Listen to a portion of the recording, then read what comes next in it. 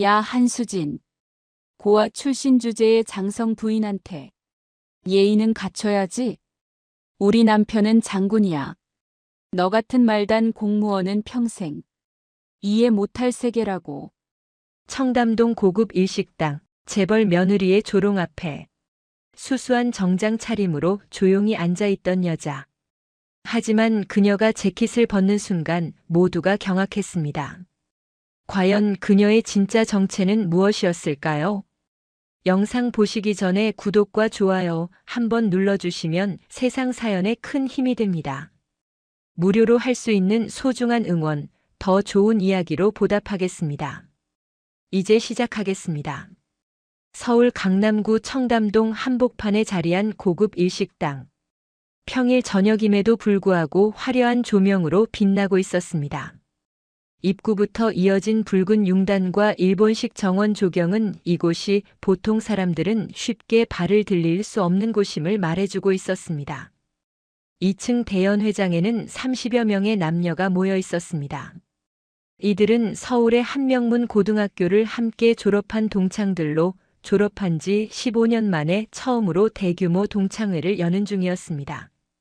연회장 한가운데 놓인 대형 테이블 위에는 고급 사케와 와인병들이 즐비했고 일본에서 공수해 온다는 참치, 회와 제철 생선들이 접시마다 담겨 나왔습니다. 천장에 매달린 화려한 크리스탈 샹들리에는 은은한 황금빛을 뿌리며 연회장 전체를 품격 있게 밝히고 있었습니다. 동창들은 대부분 명품으로 치장한 모습이었습니다. 남자들은 맞춤 정장을 입었고 여자들은 최신 유행의 드레스와 액세서리를 걸쳤습니다. 테이블 상석에는 박주희가 앉아 있었습니다. 그녀는 샤넬 트위드 재킷에 에르메스 버킨백을 옆에 두고 여왕처럼 자리를 지키고 있었습니다. 주희의 손목에는 수천만 원짜리 다이아몬드 시계가 반짝였고 목에는 진주 목걸이가 걸려 있었습니다. 그녀 주변에는 몇몇 동창들이 모여 아첨하듯 말을 건넸습니다.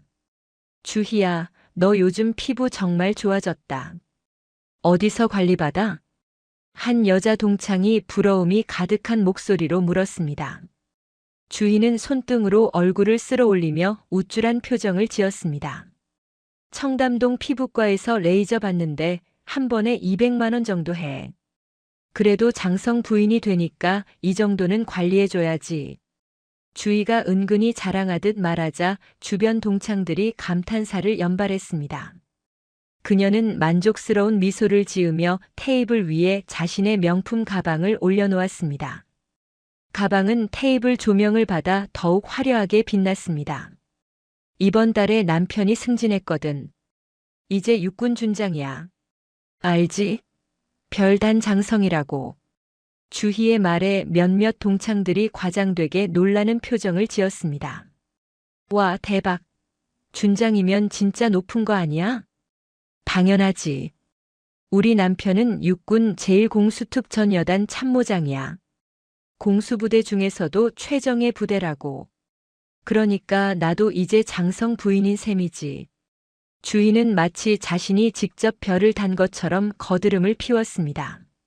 그녀의 목소리에는 오만함이 가득했고 주변을 내려다보는 듯한 시선이 역력했습니다. 다른 동창들은 주희의 기세에 눌려 아무 말도 하지 못했습니다. 일부는 속으로 불편함을 느끼면서도 겉으로는 웃음을 지으며 분위기를 맞춰주고 있었습니다. 바로 그때 연회장 입구 쪽이 소란스러워졌습니다. 문이 열리며 한 여성이 조용히 들어섰습니다. 그녀는 한수진이었습니다.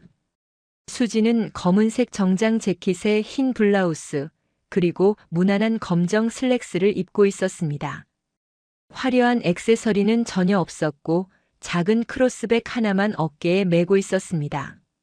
머리는 단정하게 뒤로 묶었고 화장도 거의 하지 않은 듯 담백했습니다. 수진의 등장과 동시에 연회장 안의 분위기가 미묘하게 변했습니다.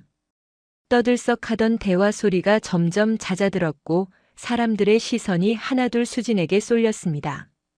누군가가 작은 목소리로 말했습니다. 저기 한수진 아니야? 맞네. 수진이다. 얘 온다고 했었나?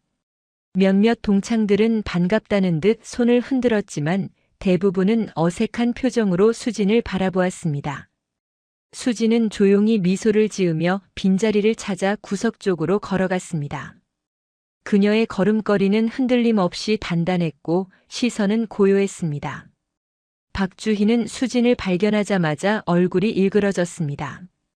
고등학교 시절 내내 전교 1등을 놓치지 않았던 한수진. 주희는 그 시절을 떠올리며 속으로 이를 갈았습니다. 아무리 공부를 잘해도 고아 출신이라는 꼬리표를 떼지 못했던 수진. 주희는 그때부터 수진을 시기하고 질투했습니다. 자신보다 집안도 외모도 성적도 뒤처지는 아이가 없어야 했는데 수진은 적어도 성적만큼은 주희를 압도했습니다. 어머, 한수진 왔네. 다들 봤어? 주희가 일부러 큰 소리로 말하자 동창들의 시선이 일제히 수진에게 쏠렸습니다. 수진은 담담하게 자리에 앉으며 가볍게 고개를 숙여 인사했습니다. 오랜만이네, 다들. 수진의 목소리는 차분하고 낮았습니다.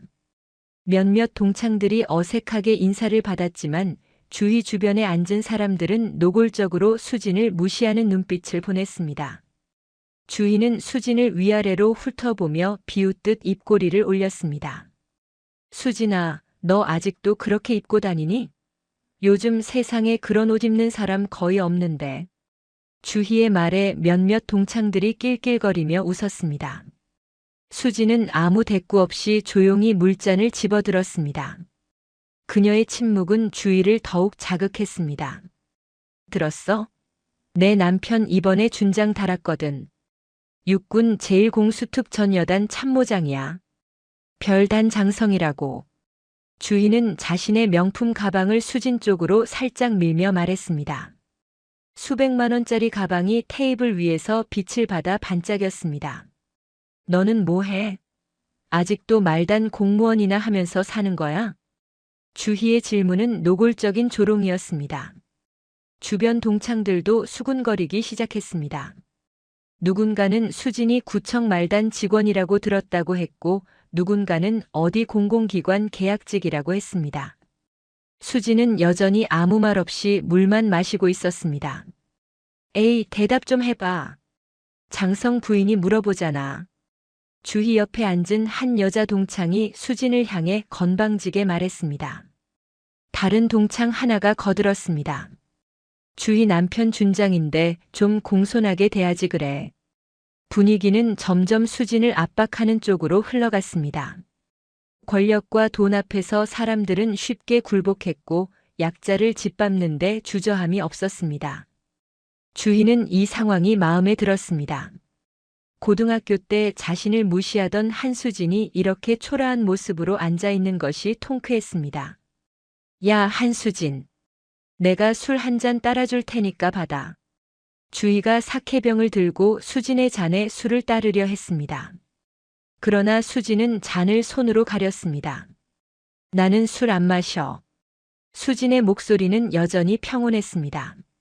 하지만 주희는 이것을 명백한 겁으로 받아들였습니다. 뭐?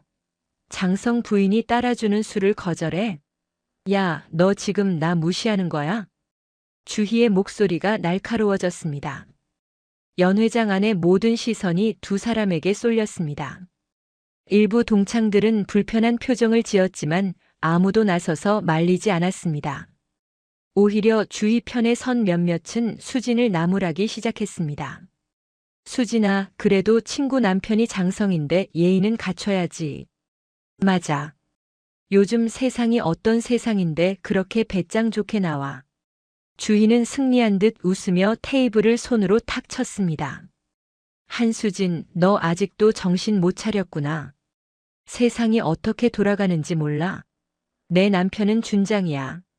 별단 장성이라고. 그 말이 뭔 뜻인지 알아?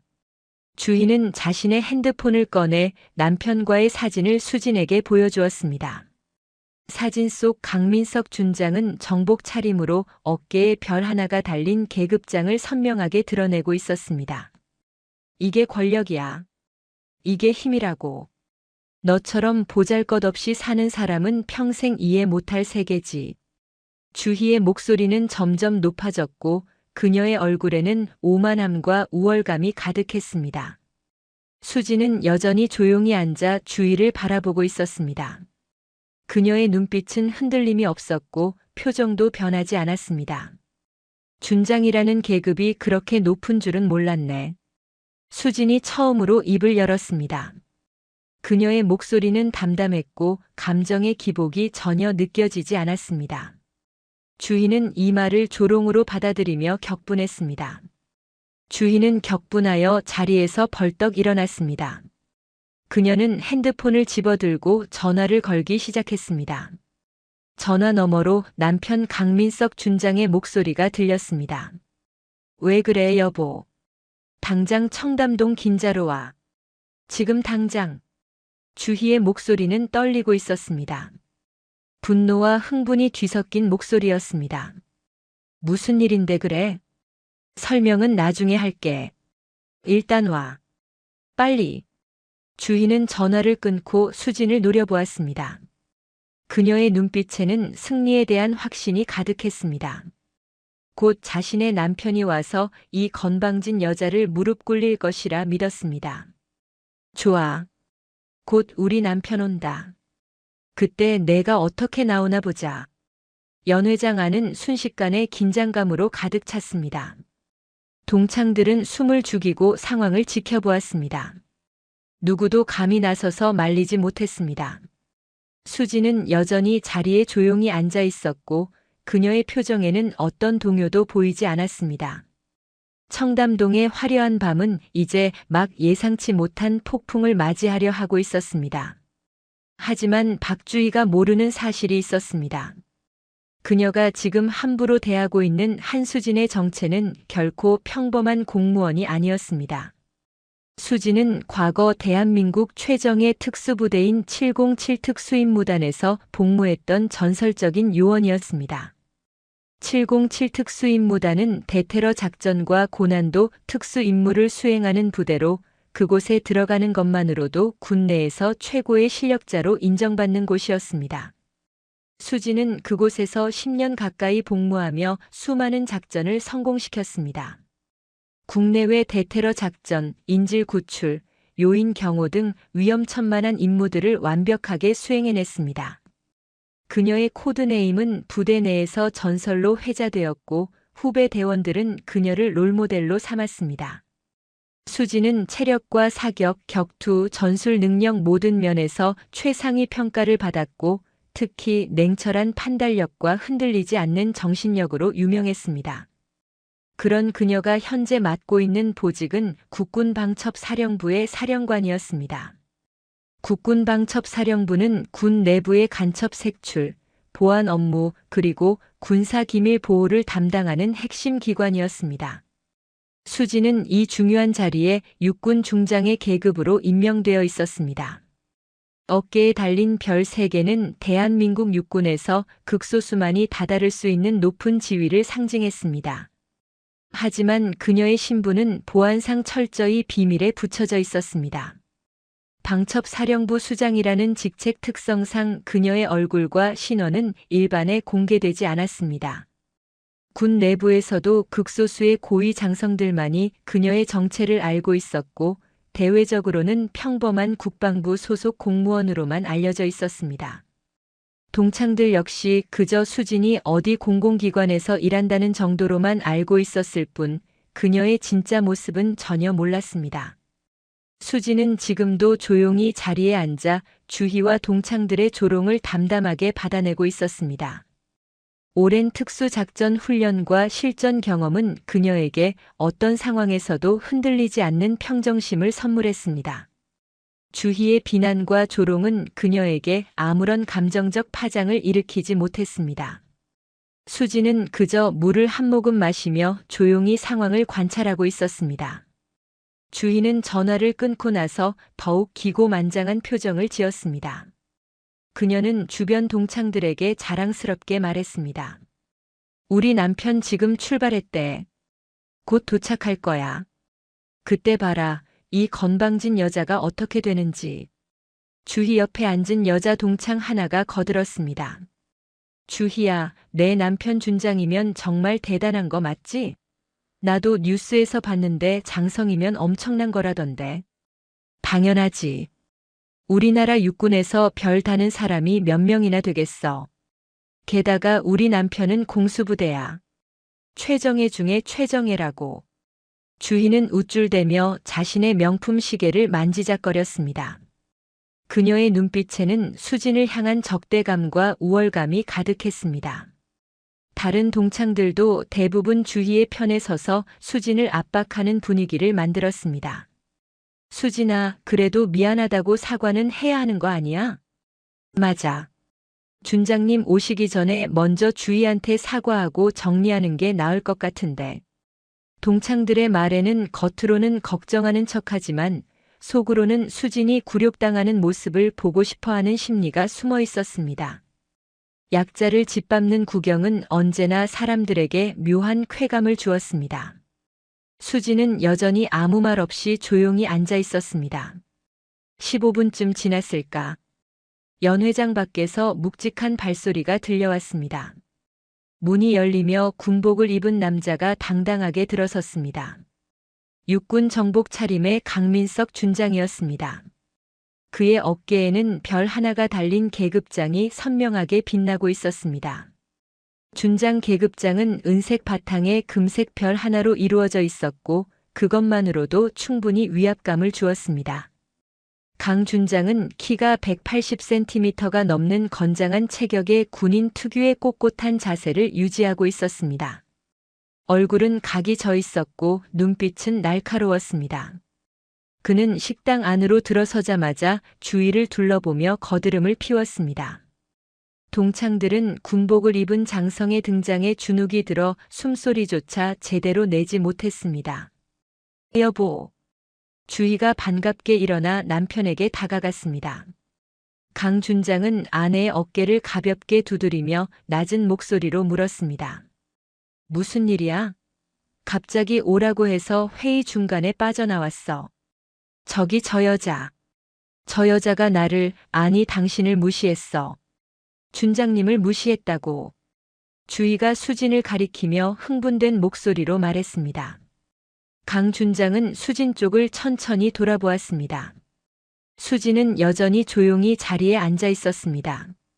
그녀의 눈빛은 고요했고 표정에는 아무런 동요가 없었습니다. 강 준장은 수진을 보자마자 코웃음을 쳤습니다. 수수한 정장 차림의 여자가 자신의 권위에 도전했다는 것이 우습게 느껴졌습니다. 그는 군화 소리를 내며 수진에게 다가갔습니다. 구두 밑창이 바닥과 부딪히는 소리가 연회장 안에 묵직하게 울렸습니다. 당신이 내 아내를 무시했다고. 강 준장의 목소리는 낮고 위협적이었습니다. 그는 수진을 내려다보며 턱을 치켜들었습니다. 군인으로서 수십 년간 쌓아온 권위와 위압감이 그의 몸에서 뿜어져 나왔습니다. 보통 사람이라면 이런 상황에서 주눅이 들기 마련이었습니다. 민간인이 감히 장성의 가족을 모욕해? 당신 지금 뭐 하는 사람이야? 강 준장은 수진의 대답도 듣지 않고 일방적으로 윽박질렀습니다. 그는 주머니에서 자신의 명함을 꺼냈습니다.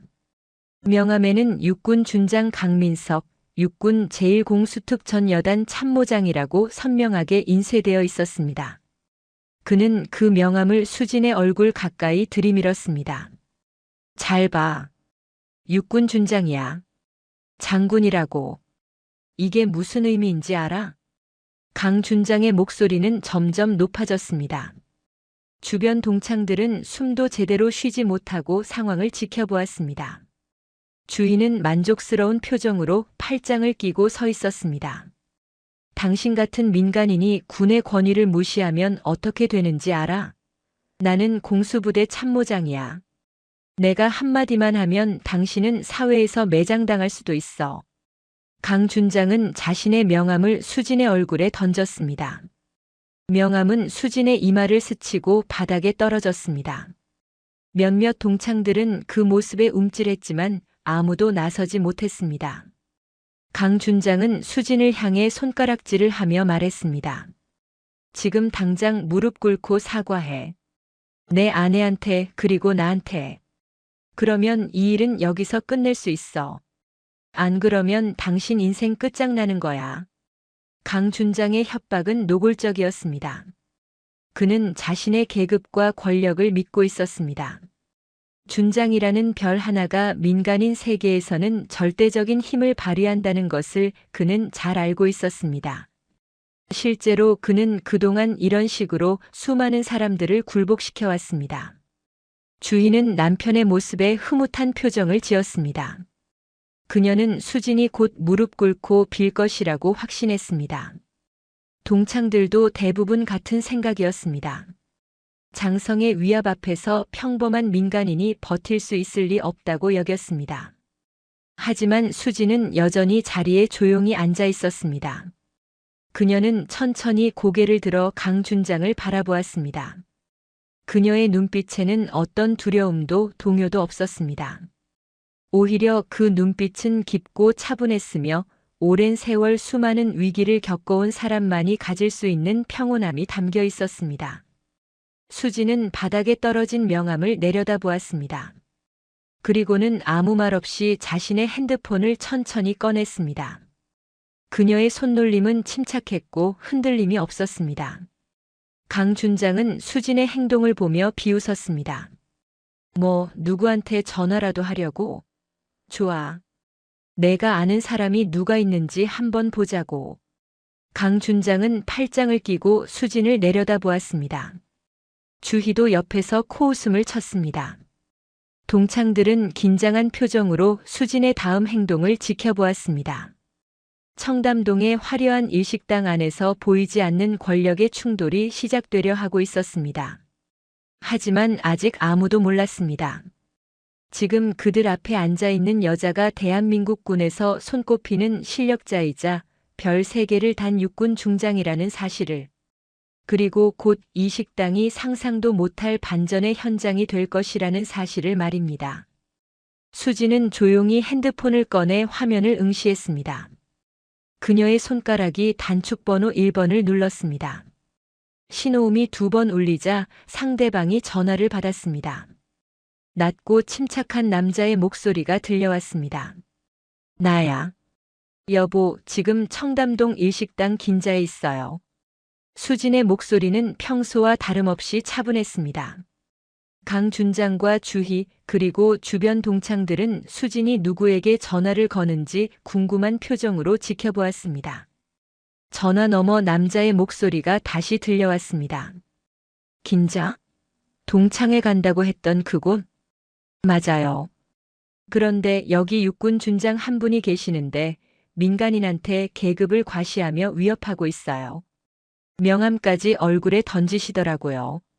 수진의 말투는 마치 날씨 이야기를 하듯 담담했습니다. 하지만 전화 너머에서는 잠시 침묵이 흘렀습니다. 그리고 곧 남자의 목소리가 낮게 깔렸습니다. 지금 뭐라고 했어? 육군 제1공수특전 여단 참모장 강민석 준장님이세요. 지금 제 앞에서 무릎 꿇고 사과하라고 하시네요. 수진의 말에 전화 너머 남자는 짧게 한숨을 쉬었습니다.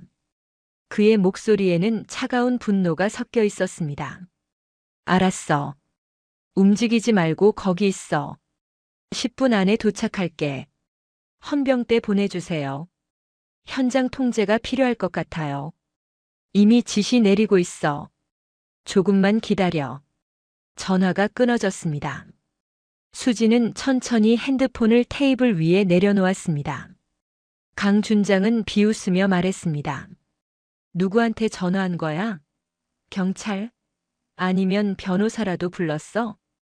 주희도 옆에서 거들었습니다. 쯧쯧, 지금 와서 발버둥 쳐봤자 소용없어. 우리 남편은 준장이라고. 별단 장성이야. 동창들도 수군거렸습니다. 누군가는 수진이 무모하다고 했고 누군가는 이제 정말 끝났다고 수군거렸습니다.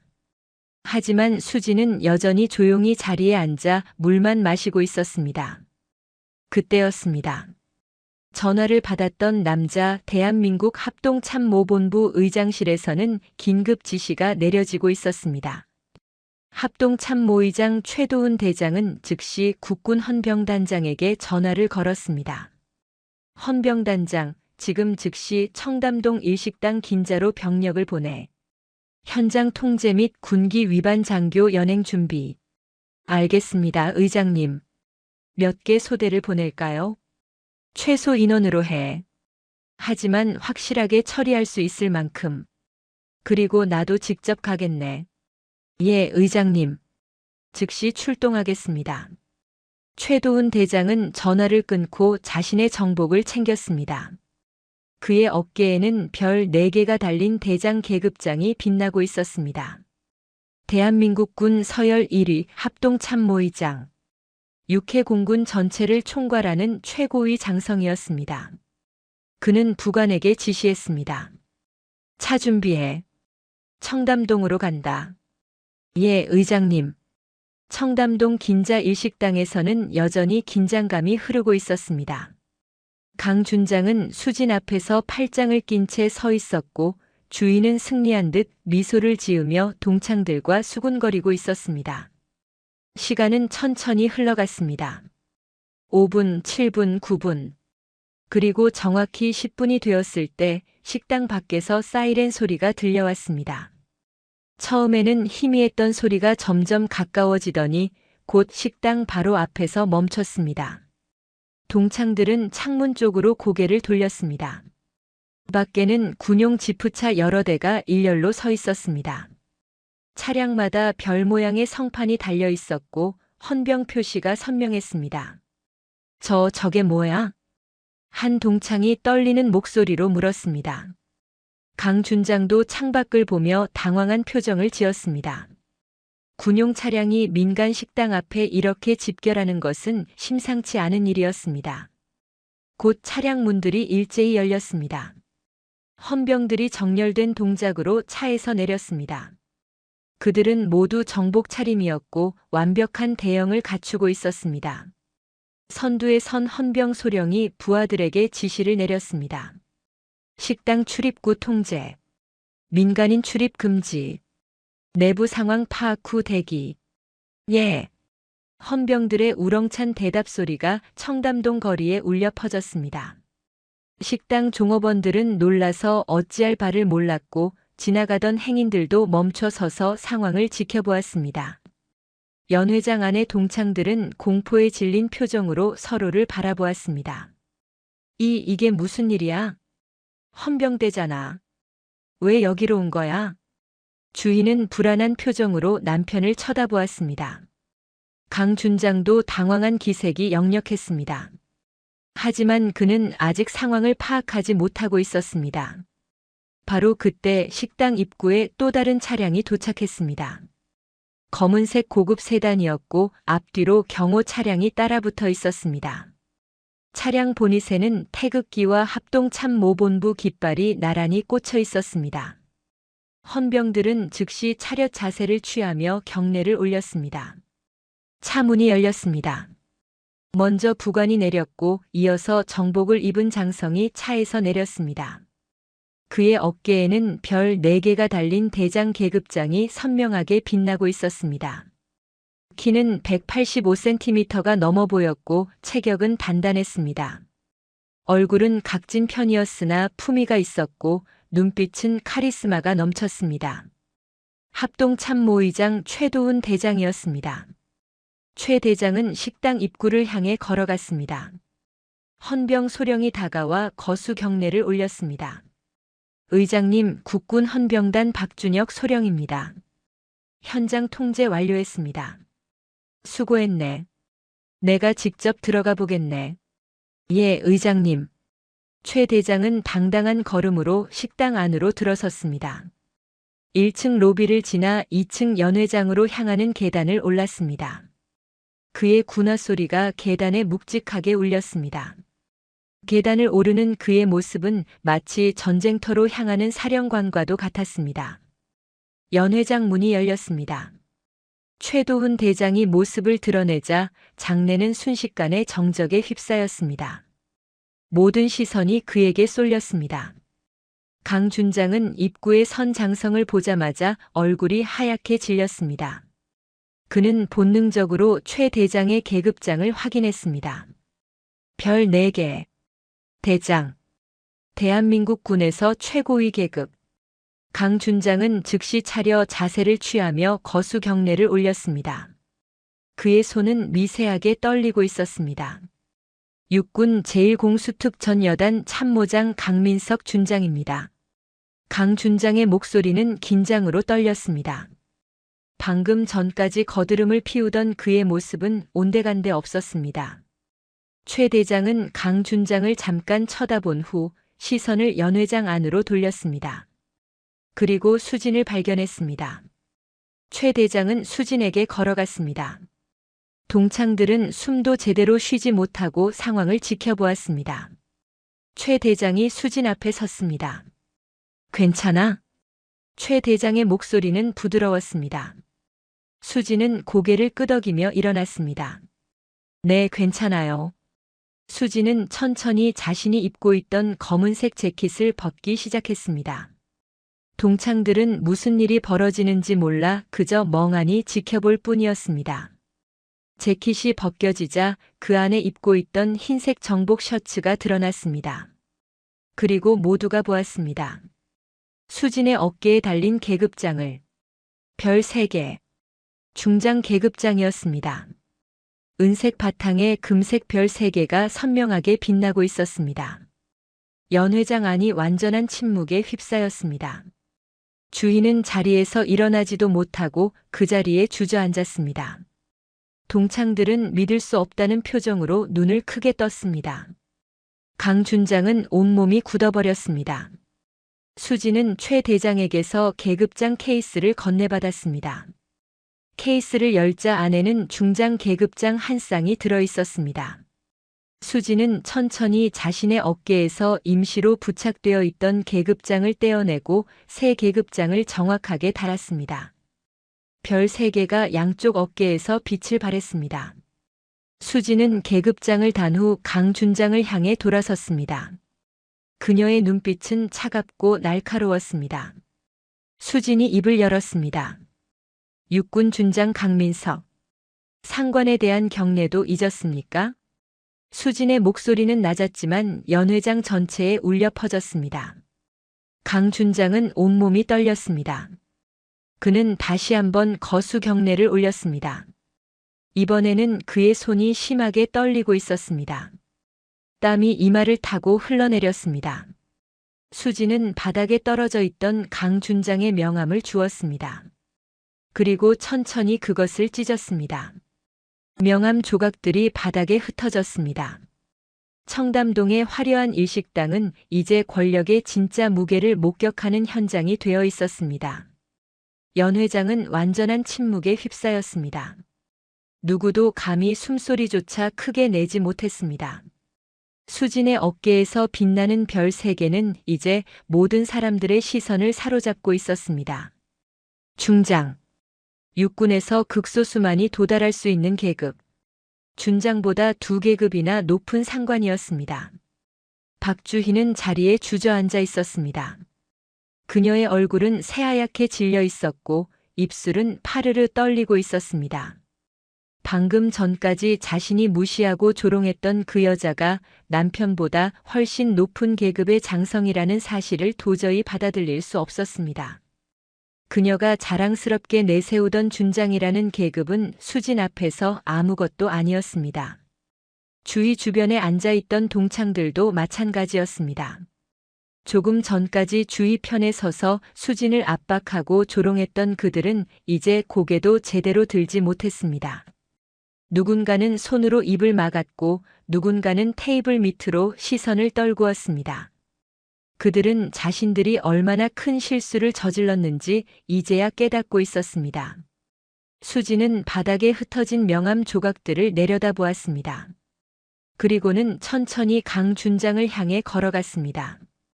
강 준장은 여전히 경례 자세를 유지한 채 굳어 있었습니다. 그의 이마에서는 식은땀이 흘러내렸고 제복 안쪽 셔츠는 이미 땀으로 흠뻑 젖어 있었습니다. 경례 그만. 수진의 목소리는 차갑고 단호했습니다.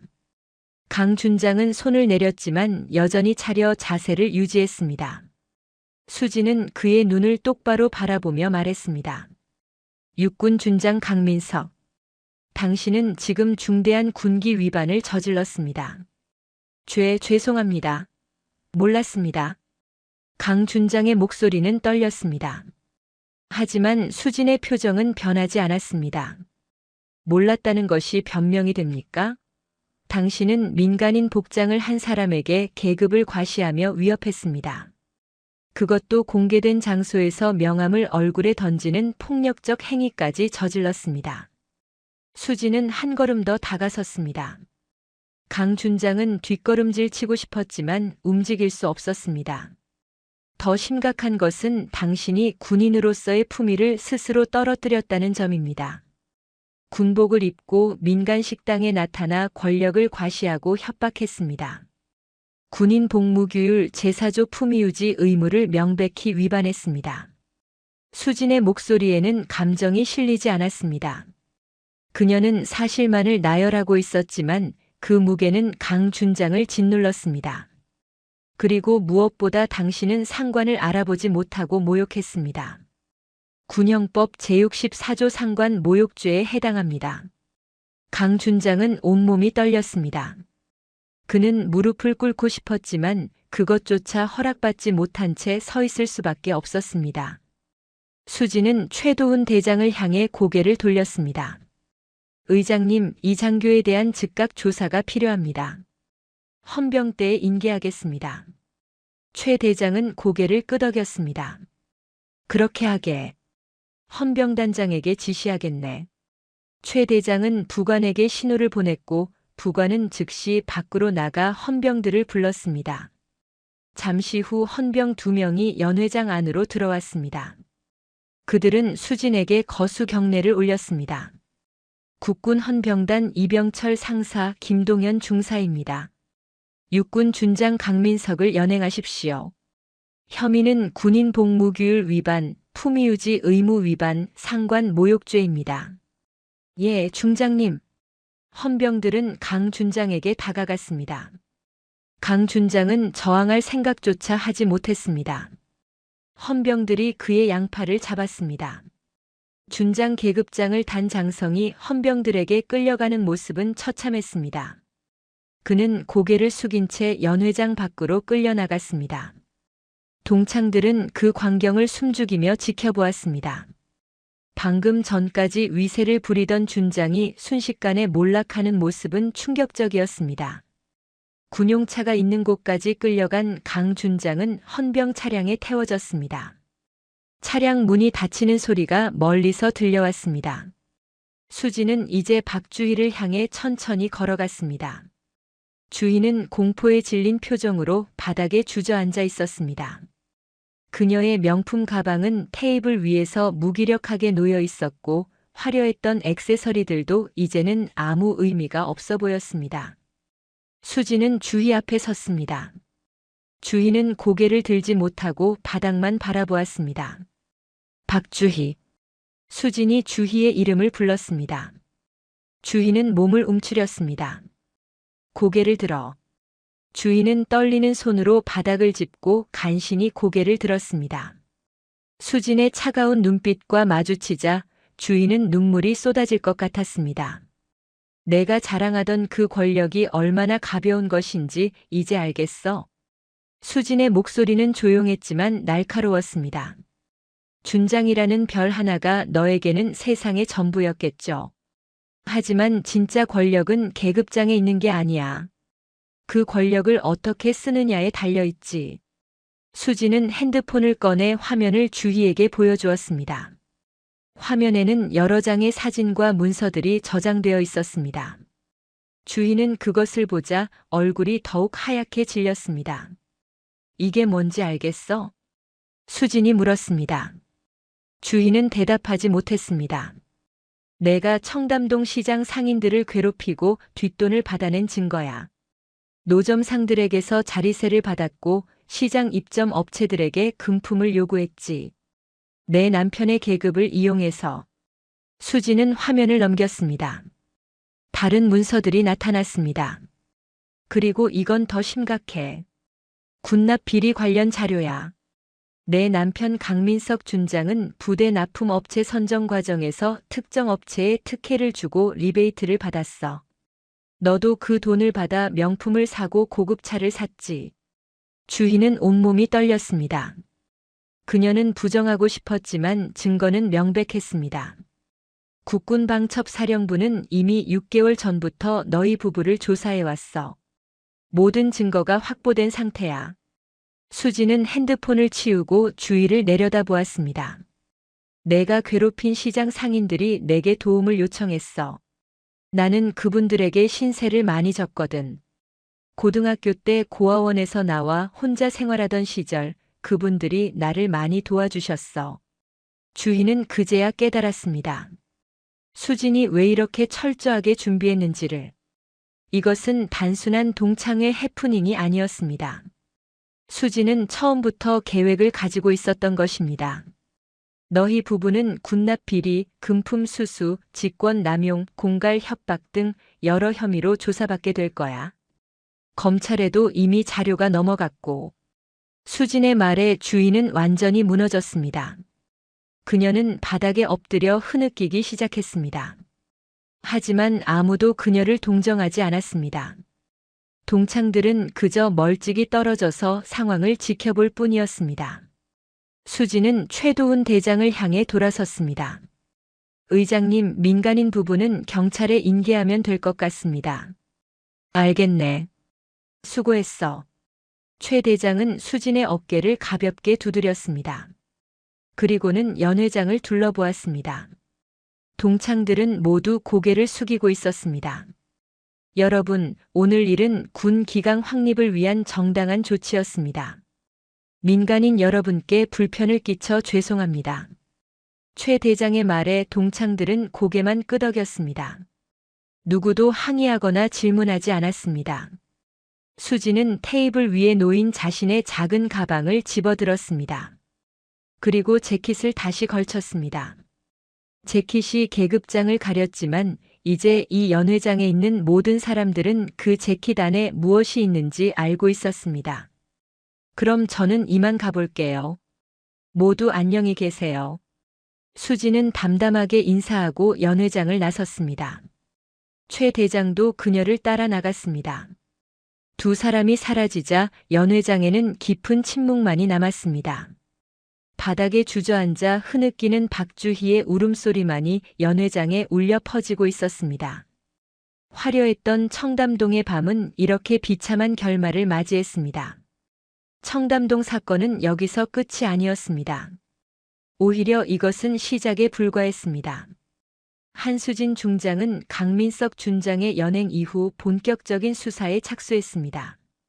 국군방첩사령부 사령관실로 돌아온 수진은 즉시 참모들을 소집했습니다. 강민석 준장 건은 빙산의 일각입니다. 우리가 6개월간 추적해온 군 내부 비리 조직의 핵심 인물 중 하나죠.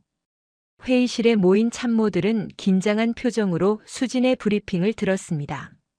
스크린에는 복잡한 조직도가 펼쳐졌습니다.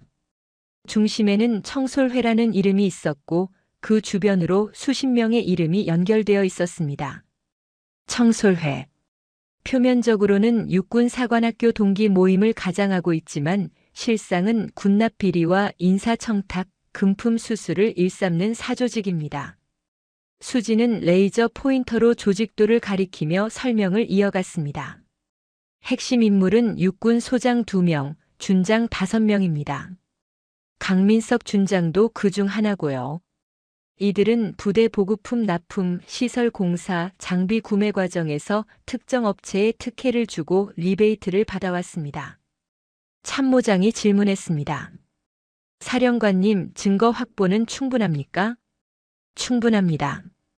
계좌 추적, 통화 기록, 녹취록, 내부 제보자 진술까지 모두 확보했습니다. 국방부 조사본부와도 이미 협조 체계를 구축했고요. 수지는 다음 슬라이드를 넘겼습니다. 화면에는 구체적인 비리 내역이 나타났습니다. 지난 3년간 이들이 챙긴 뒷돈은 약 300억 원으로 추정됩니다. 이 돈은 군 예산에서 나온 것이고 결국 국민 세금입니다. 회의실 안이 숙연해졌습니다. 수지는 참모들을 둘러보며 말했습니다. 내일 새벽 600시 일제 검거에 들어갑니다. 국방부 조사본부 국군 헌병단과 합동작전입니다. 각 부서별로 담당 인원을 배치하고 누출 방지에 최선을 다하십시오. 예, 사령관님. 참모들의 우렁찬 대답이 회의실에 울렸습니다. 다음 날 새벽 작전은 정확하게 시작되었습니다. 서울, 경기, 충청 지역의 주둔한 부대들의 동시다발적으로 조사관들이 투입되었습니다.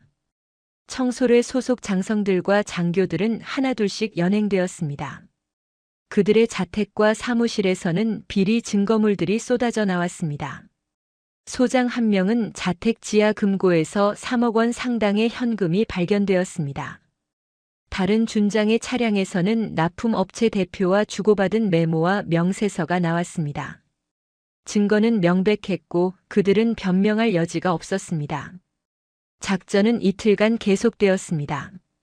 청소로의 핵심 인물 7명이 모두 연행되었고 관련 민간업체 대표 12명도 함께 입건되었습니다. 수지는 작전 상황실에서 밤을 새우며 모든 과정을 지휘했습니다. 사령관님, 마지막 대상자 확보 완료했습니다. 참모의 보고에 수지는 고개를 끄덕였습니다. 수고했습니다.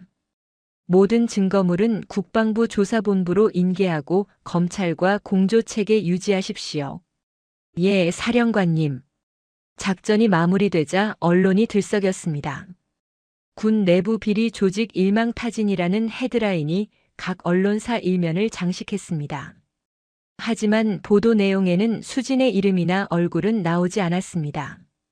방첩사령부 수장이라는 직책의 특성상 그녀의 신원은 여전히 비공개로 유지되었습니다.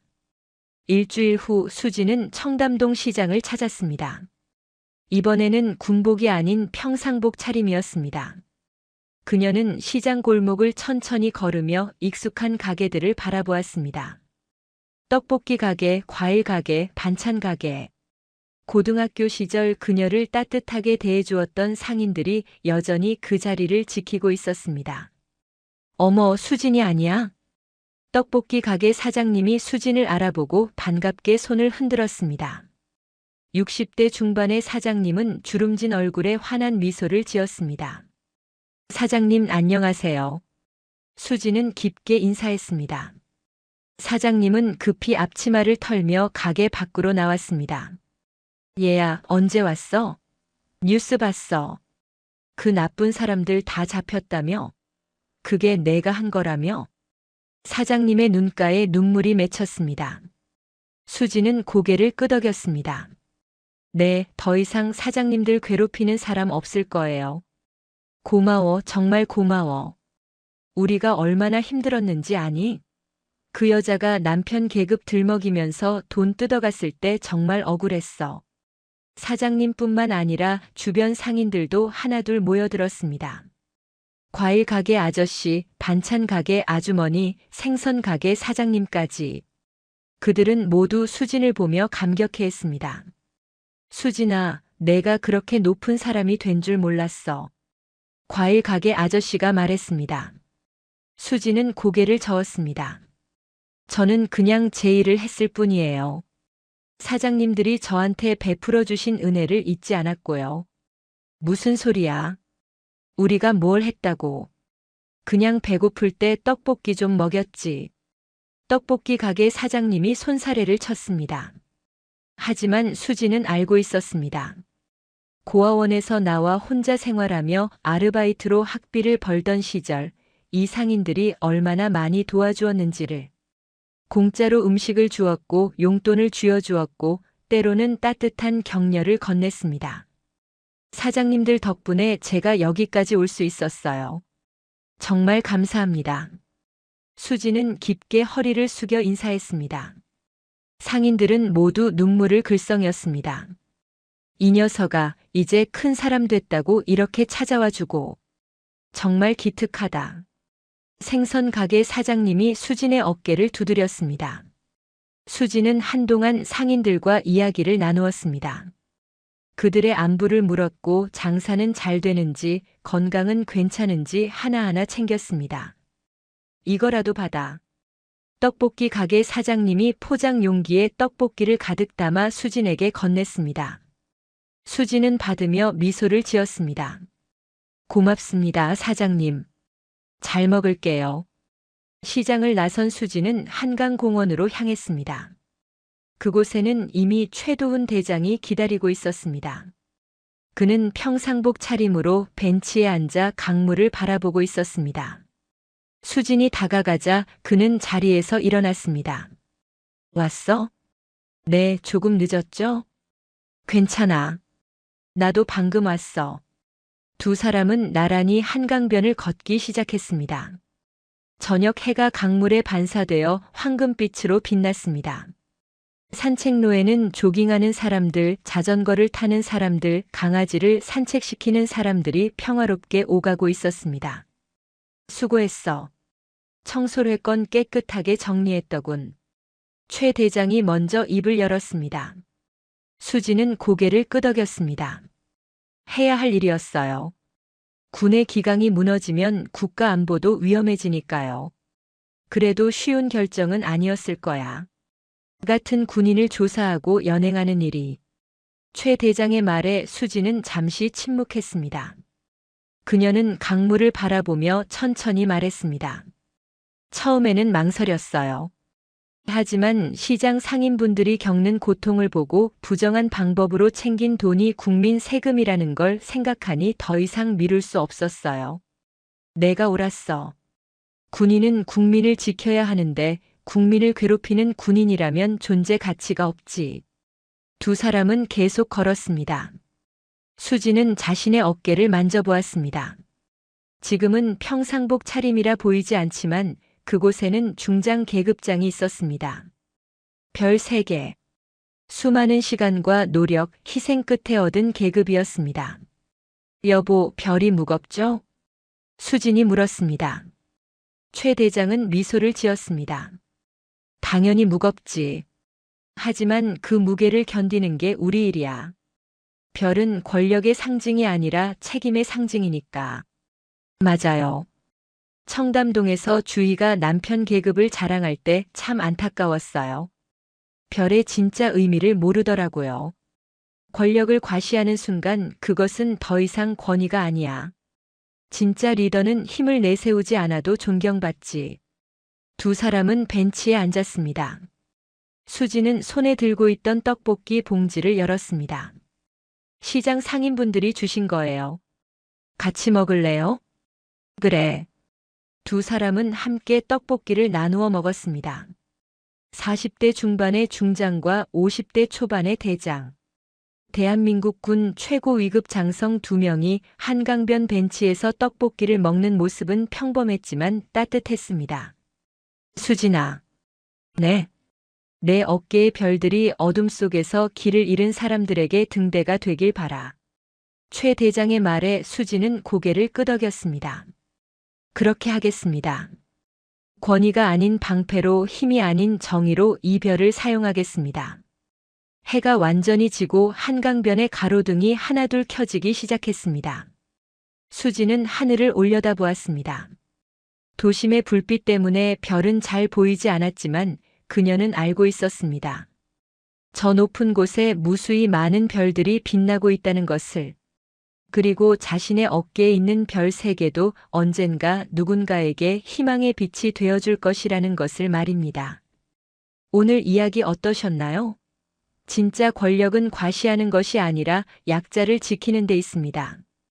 겉으로 보이는 화려함 뒤에 진짜 실력과 품격이 숨어 있을 수 있다는 것. 그리고 오만함은 결국 스스로를 무너뜨린다는 교훈을 기억하시길 바랍니다. 여러분 어깨의 책임이 무엇이든 그것을 권위가 아닌 타인을 위한 방패로 사용하는 삶을 사시길 응원합니다. 오늘도 제 채널을 찾아주셔서 감사합니다. 다음 이야기에서 또 뵙겠습니다. 영상이 재미있으셨다면 구독과 좋아요, 댓글까지 부탁드리고 오늘도 건강하고 행복한 하루 되시길 바랍니다.